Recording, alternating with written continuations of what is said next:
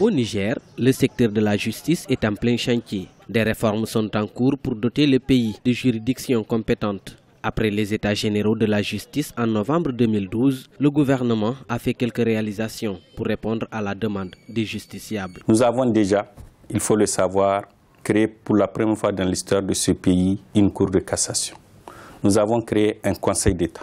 Nous avons créé une cour constitutionnelle et les avoir rendus opérationnels en l'espace de 2 ans et demi. En matière de lutte contre la corruption, le pays a amélioré son image sur le plan international. La question des droits de l'homme fait débat dans le pays dans un contexte marqué par l'insurrection des extrémistes de Boko Haram. Aujourd'hui, le Niger compte 1 millier de prisonniers présumés membres de la secte dans ses prisons. Et notre plus grand mérite en matière de droits de l'homme, le plus grand mérite de nos forces de défense et de sécurité, c'est de ne les avoir pas exécutés sur le terrain.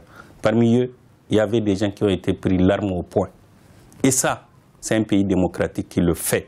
Avoir 1000 présumés militants de Boko Haram dans nos prisons, c'est un indicateur très élevé de l'attachement de notre gouvernement au respect des droits de l'homme. Au Niger, un magistrat couvre une population d'environ 50 000 habitants, ce qui est inférieur aux normes internationales qui sont de 20 000 habitants pour un magistrat. Depuis 2011, le Niger a enregistré l'arrivée de 74 magistrats.